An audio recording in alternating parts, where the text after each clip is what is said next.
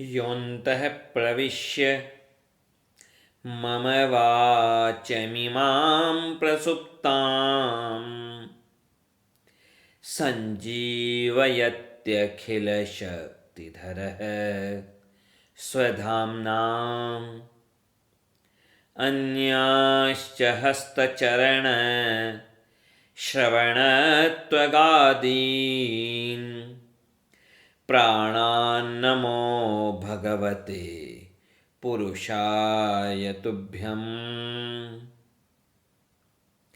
श्रीवीरराघवदयार्द्रकृपावतारम्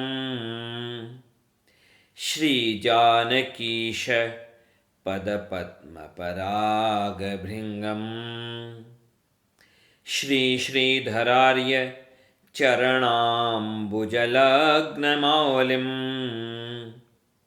श्रीदेशिकार्य घनश्यामगुरुं नमामहम्। न्यास विंशति में उपदेश किया गया जैसा कि श्री वेदांत देशिक स्वामी जी के द्वारा शिष्य के लक्षणों के बारे में, तो चौथा लक्षण जो है शिष्य का, तत्व बोधाभिलाषी। तो तत्व बोधाभिलाषी का मतलब क्या हुआ?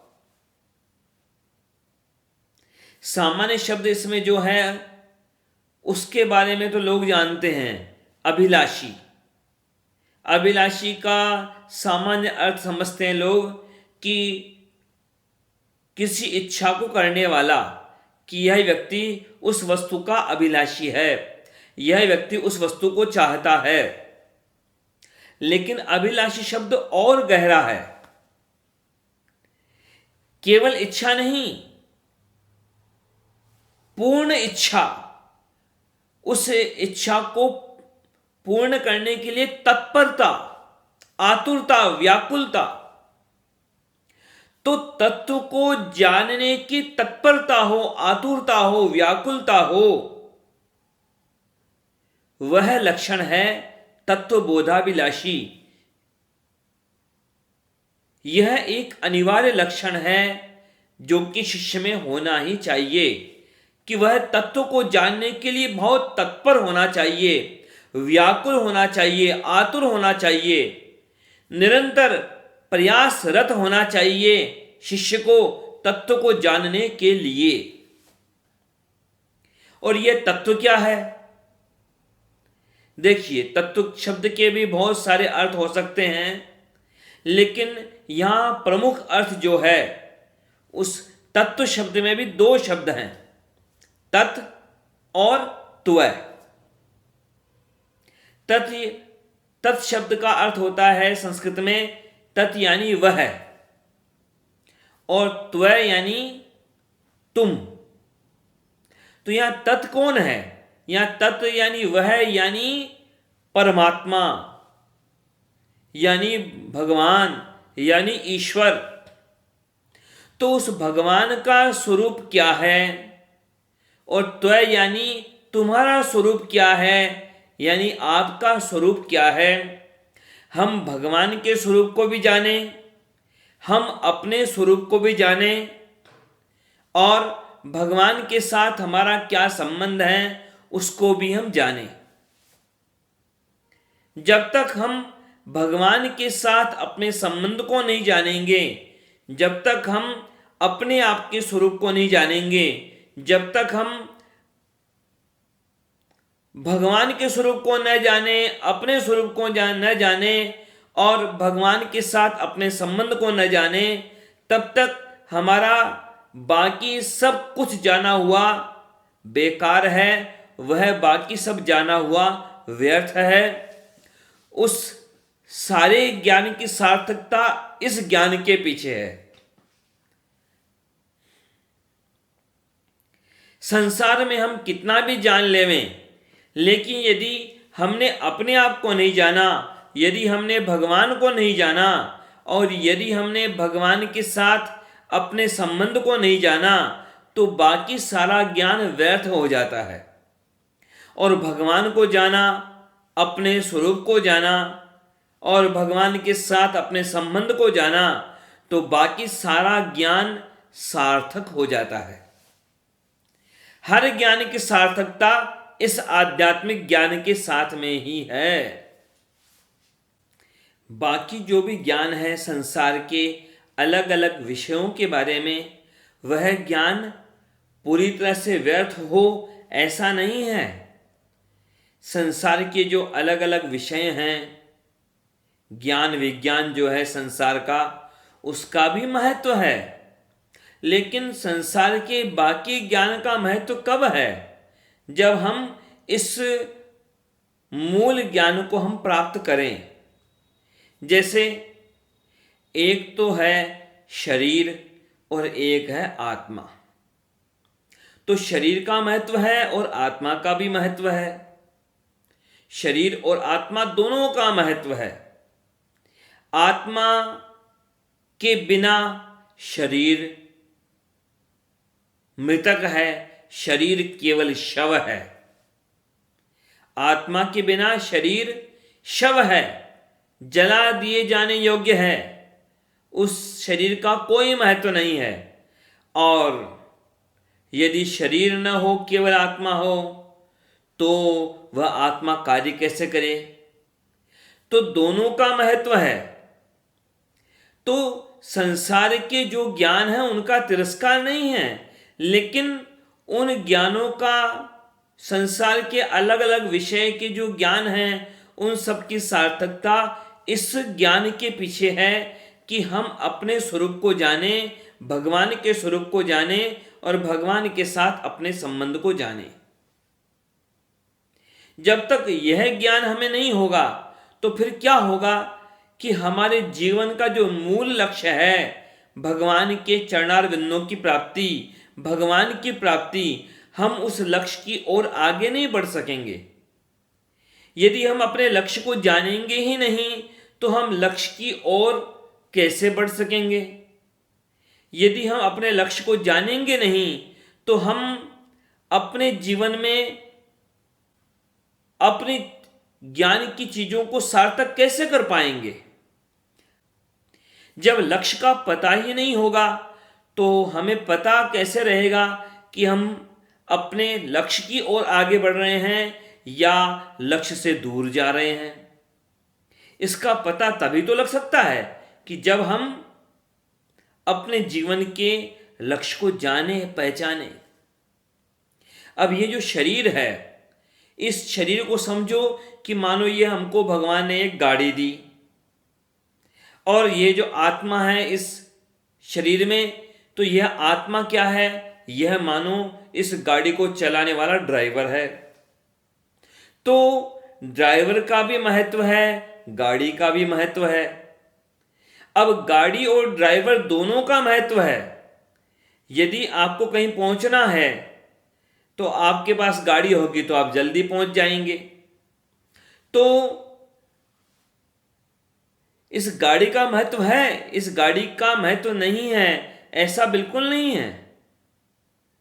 लेकिन एक बात समझिए कि गाड़ी भी है, ड्राइवर भी है, लेकिन गाड़ी को तो सजा रहे हैं, संवार रहे हैं, गाड़ी का मेंटेनेंस किया जा रहा है, गाड़ी को साफ रखा जा रहा है, गाड़ी की सारी व्यवस्थाएं हो रही हैं, गाड़ी की साज सज्जा हो रही है, सजावट हो रही है। लेकिन गाड़ी में बैठ करके ड्राइवर उस गाड़ी को अपने लक्ष्य की ओर चला नहीं रहा है। गाड़ी अपनी मंजिल की तरफ रवाना ही नहीं हो रही है। तो अब ऐसी हालत होगी तो गाड़ी किस काम की? जो गाड़ी केवल खड़ी रहे या जो गाड़ी केवल इधर उधर भटकती रहे, गोल गोल घूमती रहे गाड़ी और अपने लक्ष्य तक न पहुंचे गाड़ी, तो गाड़ी किस काम की? इस मानव के साथ भी ऐसा हो रहा है। ये मानव शरीर रूपी गाड़ी मिली है किस लिए? कि ताकि हम इस गाड़ी के द्वारा अपने लक्ष्य यानी परमात्मा तक पहुंच जाएं, हम भगवान के चरणारविंदों तक पहुंच जाएं और पहुंचने के लिए तरीका क्या कि हम उस मार्ग को पहचाने, रास्ते को जाने, लक्ष्य को जाने, अपनी योग्यता अपनी अयोग्यता को जाने, अपने स्वरूप को जाने। तो ये बातें अनिवार्य हैं। इस आध्यात्मिक ज्ञान को जानना बहुत जरूरी है। अब विडंबना क्या है कि दुनिया में लोग बहुत तरह के ज्ञान प्राप्त करते हैं, लेकिन वह सारा ज्ञान केवल भौतिक ज्ञान रह जाता है, तो समस्या हो जाती है। भौतिक ज्ञान का महत्व है, लेकिन भौतिक ज्ञान का महत्व जितना होना चाहिए उतना ही रखें तो अच्छा है।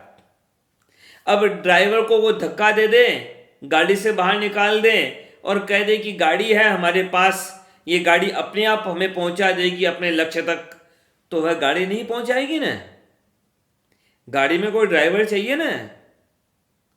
तो वैसे ही इस जीवन की विडंबना क्या हो गई है कि गाड़ी यानी केवल भौतिकता को तो महत्व दिया जा रहा है और आत्मा को बाहर कर रहे हैं, आत्मा को नेग्लेक्ट कर रहे हैं, आत्मा को किनारे कर रहे हैं। आत्मा के ज्ञान को, आत्मिक ज्ञान को, आध्यात्मिक ज्ञान को जानने का प्रयास लोग नहीं कर रहे हैं। और जब तक आध्यात्मिक ज्ञान प्राप्त नहीं होगा तब तक बाकी ज्ञान सार्थक नहीं हो पाएगा। भगवान श्री कृष्ण ने श्रीमद् भगवद गीता में जब उपदेश किया है विभूति योग का अर्जुन को, तो भगवान ने विभूति योग में वर्णन करते हुए कहा स्वयं अपने श्रीमुख से कि जो कई तरह की विद्याएं हैं, उस विद्या में भगवान ने क्या कहा अपने आप को, अध्यात्म विद्या विद्यानाम। भगवान ने कहा कि बहुत सारी विद्याएं हैं, लेकिन उन सब विद्याओं में मैं कौन हूं कि मैं अध्यात्म विद्या हूं। आध्यात्मिक ज्ञान को भगवान ने सर्वश्रेष्ठ माना, इसलिए भगवान ने अध्यात्म विद्या को अपनी विभूति कहा सारी विद्याओं में। और भी श्रीमद् भगवद गीता में ही भगवान ने कहा है कि कितना भी जान लो, कितना भी जान लो, लेकिन वास्तव में इस आध्यात्मिक ज्ञान को जानने पर ही ज्ञान की सीमा होती है। यानी भगवान ने स्पष्ट कहा श्रीमद् भगवद गीता में 7वें अध्याय में भगवान ने कहा ज्ञानम तेहम सविज्ञानम इदं वक्ष्याम्य शेषतः यज्ञात्वा नेह भूयोन्यद् ज्ञातव्यम अवशिष्यते। कि यह जो आध्यात्मिक ज्ञान है, इसको जान लेने के बाद और कुछ जानने की कोई आवश्यकता नहीं रहती, फिर उससे जानने के लिए कुछ बाकी नहीं रहता। मुख्य ज्ञान यह आध्यात्मिक ज्ञान है। भगवान जैसे श्रीमद् भगवद गीता में उपदेश करते हैं बारंबार, तो जैसे 18 अध्याय हैं, उन 18 अध्यायों के अंत में, उनके अंत में एक पुष्पिका होती है। पुष्पिका शब्द को लोग जानेंगे नहीं, इसलिए थोड़ा सा बताता हूं। हर अध्याय के अंत में उस अध्याय के विषय का वर्णन करते हैं, वहां उससे कहते हैं पुष्पिका। तो उस पुष्पिका में भगवान हर अध्याय के अंत में भगवान का जो ज्ञान है, उपदेश है, उसके बारे में कहा गया है कि ओम तत्सदिति श्रीमद् भगवद गीतासु उपनिषत्सु ब्रह्म विद्यायाम। तो इस ज्ञान को कहा, आध्यात्मिक ज्ञान को क्या कहा, ब्रह्म विद्या। यह ब्रह्म को जानने की विद्या है, यह परमात्मा को जानने की विद्या है। तो भगवान जहाँ स्वयं अपने श्रीमुख से उपदेश करते हैं, तो इस अध्यात्मिक ज्ञान का उपदेश करते हैं, ब्रह्म विद्या का उपदेश करते हैं। भगवान ने अपने श्रीमुख से उपदेश किया, तो सांसारिक ज्ञान का उपदेश करने में भगवान ने रुचि नहीं रखी। सांसारिक ज्ञान तो डॉक्टरों से सीख लो, इंजीनियर से सीख लो, अलग अलग चीज़ों के जो विशेषज्ञ हैं उनसे सीख लो। लेकिन भगवान ने यहाँ आध्यात्मिक ज्ञान देने में रुचि रखी और उस आध्यात्मिक ज्ञान से ही अर्जुन के जीवन की सार्थकता अर्जुन को प्राप्त हुई। तो यह हमें सोचना होगा, यह हमारे ही सोचने का काम है। सांसारिक वस्तुओं का, सांसारिक ज्ञान का तिरस्कार नहीं है। यहाँ धन संपत्ति का, शरीर का, मकान का, इनका तिरस्कार नहीं है। यहाँ संतुलन की बात है और हर चीज का उचित स्थान, उचित उपयोग जो है वह करने की बात है। ऐसा हुआ कि कोई संत किसी गांव में पहुंचे, तो गांव वालों को पहले से पता था, तो गांव वाले स्वागत करने के लिए आए। स्वागत करने के लिए आए तो उनके बीच में अचानक संत ने अपने पैर से अपना जूता निकाला एक, और उस जूते को अपने सिर पर रख लिया। तो लोग कहने लगे संत से कि महाराज ये क्या कर रहे हो, ये जूता सिर पर कैसे रख लिया आपने। संत ने कहा भाई सिर पर नहीं रखना था तो कहाँ रखना था, इसका उचित स्थान क्या है। लोगों ने कहा देखो जूता तो जूता होता है, कितना भी सुंदर जूता हो, कितना भी कीमती जूता हो, लेकिन जूते की उचित जगह तो यह है कि जूते को पैर में पहना जाए। आप पैर में पहन के रखिए। संत ने कहा बिल्कुल ठीक कहा कि पैर में रखना चाहिए जूते को। जूते की उचित जगह यह है कि वह पैर में पहना जाए। लेकिन देखो भाई, तुम लोग मुझे तो उपदेश दे रहे हो कि जूता सिर पे क्यों रखा है, क्यों रख रखा है जूते को सिर पर। लेकिन भाई मैंने तो केवल एक जूते को सिर पर रखा है, तुमने तो दोनों जूतों को ही सिर पर रख रखा है। लोगों ने कहा कि हमने कहाँ रख रखा है जूतों को सिर पर, हम सब तो जूते पहन रखे हैं अपने पैरों में। तो संत ने उपदेश किया, समझाया कि देखो जो धन संपत्ति है वह किस लिए है। धन है, संपत्ति है, तो ये धन संपत्ति संसार के कार्य करने के लिए है। तो जैसे जूते हमें अपने लक्ष्य तक पहुंचने में काम आते हैं, वैसे ही हमारी धन संपत्ति भी सत्कार्य करके भगवान के चरणार बिंदुओं तक पहुंचने के लिए है। लेकिन तुम उस धन संपत्ति का सदुपयोग करने की जगह उस धन संपत्ति को ही लक्ष्य मान करके उस धन संपत्ति के पीछे पागल हो रहे हो। तो इसका मतलब यही तो हुआ कि तुमने दोनों जूतों को सिर पर रख रखा है। अरे भाई, धन संपत्ति होनी चाहिए लेकिन उचित जगह पर होनी चाहिए, और धन संपत्ति का उचित उपयोग होना चाहिए। धन संपत्ति कहीं पहुंचने के लिए होती है, सिर पर रखने के लिए नहीं होती। तो ऐसी ही बात यहां पर भी है कि जो सांसारिक ज्ञान है वह सांसारिक ज्ञान महत्वपूर्ण है, लेकिन सांसारिक ज्ञान इस संसार में ही हमें गति दे सकता है। यहां परमात्मा की प्राप्ति करनी हो तो फिर उस सांसारिक ज्ञान को अपने पैरों तक ही सीमित रखो। सांसारिक जो धन संपत्ति है उसे भी उस आध्यात्मिक ज्ञान के लिए प्रयोग करो। उस अपनी हर उस भौतिक योग्यता का उपयोग उस आध्यात्मिक ज्ञान की प्राप्ति के लिए करो, तब ही तो हमारा जीवन सार्थक हो सकता है। नहीं तो जो संत ने उपदेश किया वही बात यहां हो जाएगी कि दोनों जूते सिर पर रख रखे हैं। तो यह जो तत्वबोधाभिलाषी, यह जो शिष्य का लक्षण है, चौथा लक्षण, इसका मुख्य तात्पर्य यही है कि हम अपने स्वरूप को जानने का पूरी तत्परता से प्रयास करें। हम भगवान के स्वरूप को जानने का पूरी तत्परता से प्रयास करें, तभी हमारा जीवन सार्थक हो सकता है। जय श्रीमन नारायण।